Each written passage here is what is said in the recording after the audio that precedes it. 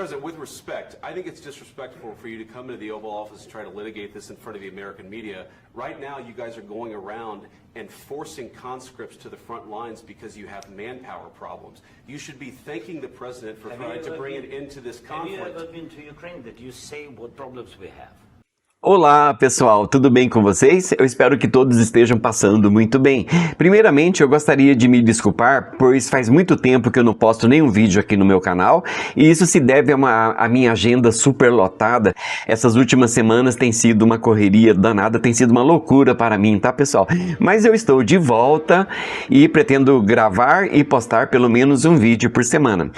Pessoal, no vídeo de hoje a gente vai analisar o encontro explosivo entre Volodymyr Zelensky, presidente da Ucrânia, com o presidente dos Estados Unidos, o Donald Trump, que estava acompanhado com o vice-presidente DJ Vance.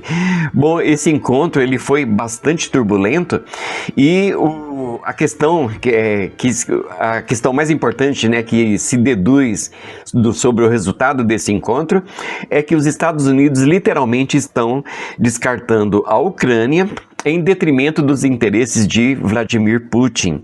Bom, nesse ponto nós temos que fazer perguntas, E a primeira grande pergunta é a seguinte: por que Donald Trump fez questão de transmitir esse encontro ao vivo para o mundo inteiro? Um tema tão sensível, eu acho que deveria ser tratado em segredo, não é, pessoal? O que vocês pensam sobre isso? Bom, e a segunda grande questão, a segunda grande pergunta é: quais são os reais objetivos dos Estados Unidos com o atual presidente?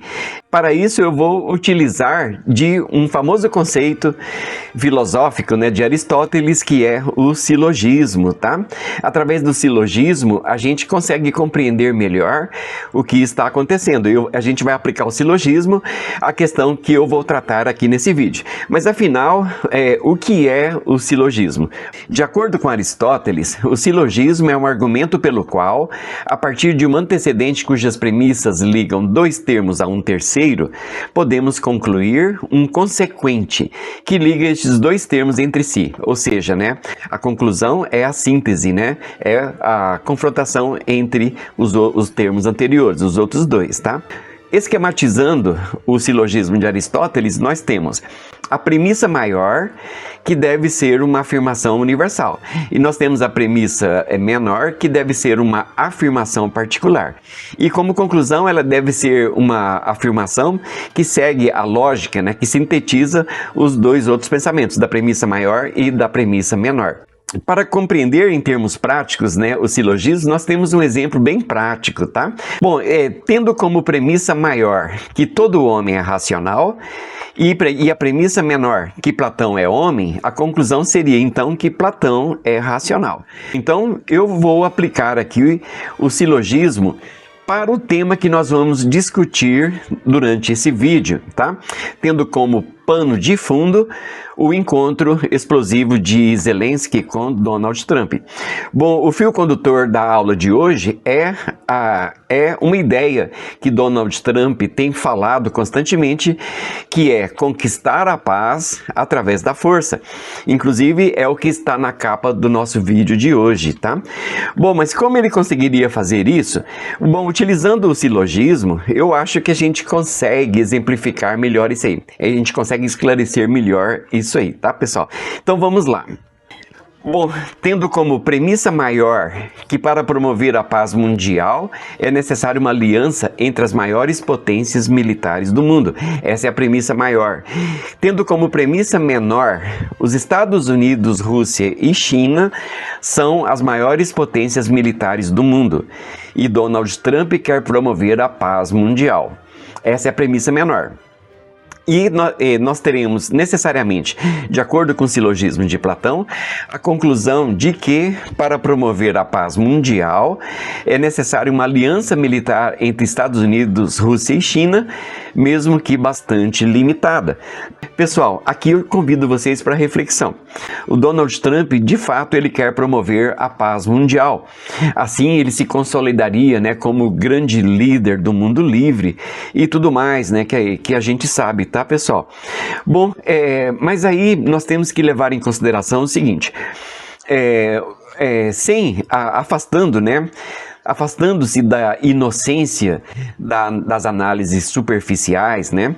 A gente entende que o mundo é dominado, né, por grupos de poder extremamente influentes, né?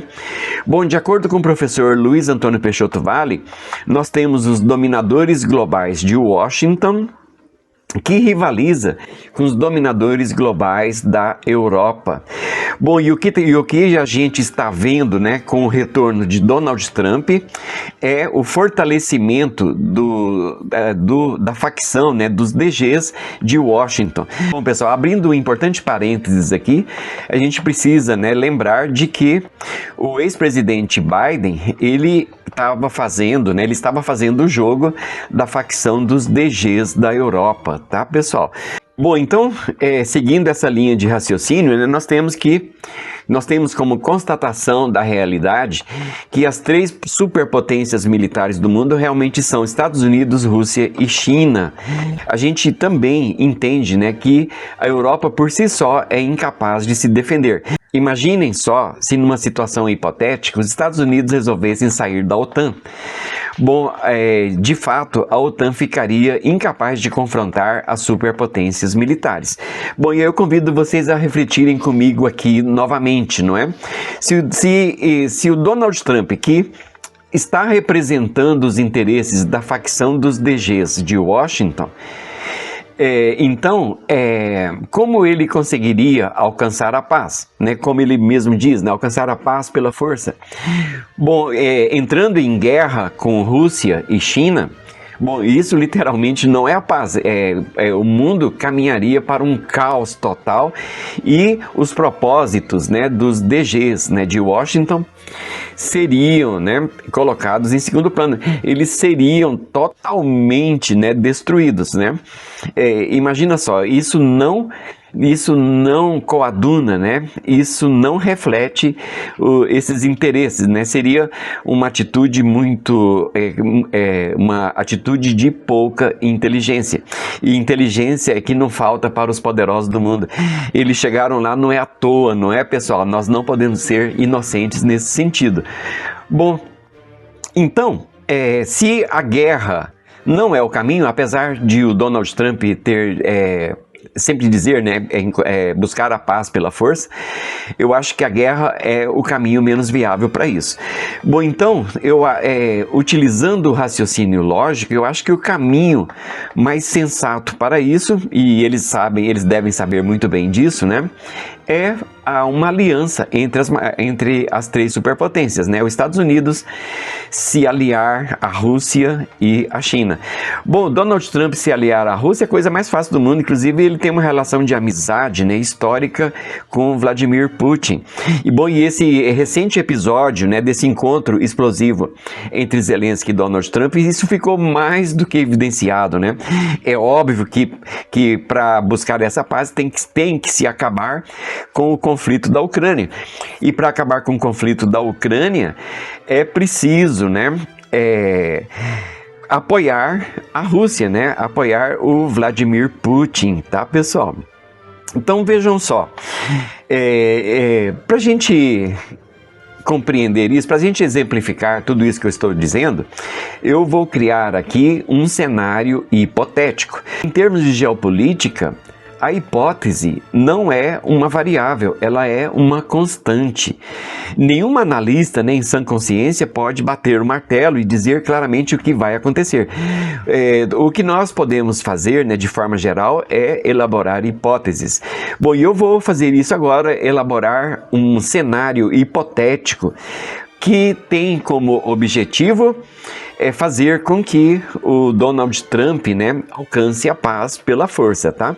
Vamos a esse cenário? Venham todos comigo, prestem bastante atenção. Eu acho que isso é extremamente relevante, né, para o momento atual que nós estamos vivendo. Vamos a isso então. Considerando a questão sensível da Ucrânia, é provável que os russos exijam concessões significativas para aceitar um acordo de paz. A ideia de Zelensky abrir mão das regiões russófonas, como a região do Donbás, né, que é composta pelas províncias de Donetsk e Luhansk, é uma possibilidade. Além disso, a aceitação do livre trânsito pela ponte que liga a Rússia à Crimeia também pode ser uma exigência russa. Assim, pessoal, nesse cenário hipotético, nós temos as seguintes questões, tá? Como concessões dos Estados Unidos, nós temos, em primeiro lugar, não interferir na questão China-Taiwan, reconhecendo a soberania chinesa sobre a ilha. Em segundo plano, nós temos reduzir ou eliminar as sanções econômicas contra a Rússia. Eu acho que essa é uma questão primordial. O Putin não aceitaria um acordo se não houvesse essa cláusula, né, extremamente importante. Bom, o terceiro ponto seria aceitar a influência da Rússia na Europa Oriental e na Ásia Central. O quarto seria fortalecer os acordos de Abraão, promovendo a paz e a cooperação entre Israel e os povos árabes. Pessoal, só abrindo um parênteses aqui, o Donald Trump, né?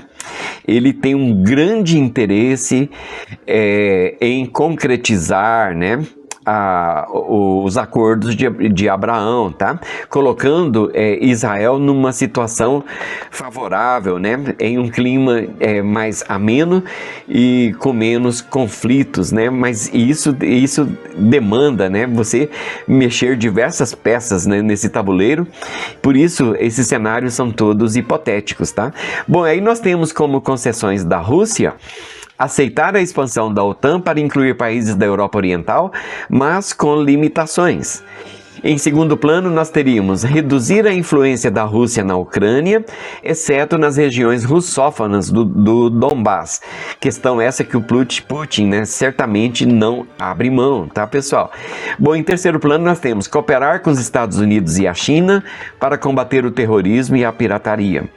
O quarto ponto seria apoiar os acordos de Abraão, promovendo a estabilidade na região do Oriente Médio. Esse é um ponto, tá, pessoal, que é muito caro para Donald Trump. Sem isso, eu acho que esses acordos não...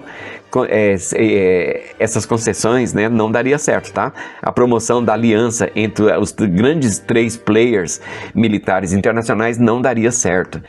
Bom, e como concessões da Ucrânia, ela não é superpotência, mas ela vai ter que fazer concessões, né, para conseguir primeiro a paz na guerra da Ucrânia. Como concessões da Ucrânia, nós temos dois itens importantes, tá, pessoal? Ceder o controle das regiões russófonas do Donbás para a Rússia e, segundo, aceitar o livre trânsito pela ponte que liga a Rússia à Crimeia. Bom, pessoal, então, finalmente, como concessões da China, nós temos respeitar a autonomia e a democracia em Taiwan, enquanto mantém sua reivindicação de soberania sobre a ilha. Em segundo ponto, nós temos cooperar com os Estados Unidos e a Rússia para combater a pirataria e o terrorismo. Em terceiro ponto, nós temos limitar sua presença militar em áreas estratégicas como o Mar da China Meridional e o Estreito de Taiwan. E em quarto, promover a cooperação econômica e comercial com os Estados Unidos e a Rússia. Bom, pessoal, então, esse é o cenário hipotético que eu consegui criar, né, para esse vídeo, para seguir essa linha de raciocínio, né, de movimentos da geopolítica internacional. É claro que são hipóteses, tá, pessoal? Mas eu acho que são hipóteses bastante viáveis, né? Bom, pessoal, aqui nesse ponto eu retomo uma questão que eu disse há pouco, né? Para se conseguir a paz mundial, eu acho que seguir pelo caminho de uma terceira guerra mundial é o pior dos caminhos. O que vai sobrar é caos, não é?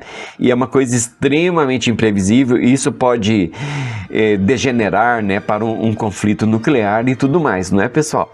Então, eu acho que a questão mais lógica para se promover a paz é você conseguir fazer, né, uma aliança de interesses entre as superpotências militares da atualidade, que são elas, né, Estados Unidos, Rússia e China, não é, pessoal?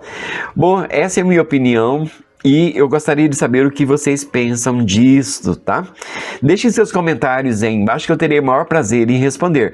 Bom, pessoal, se vocês gostaram desse vídeo, eu peço que se inscrevam no meu canal, ative o sininho para receber as notificações, compartilhe o vídeo e principalmente deixe seu like, que assim o algoritmo entende que o vídeo tem relevância e compartilhe com mais pessoas, tá, pessoal? Eu aguardo vocês no nosso próximo vídeo. Até breve!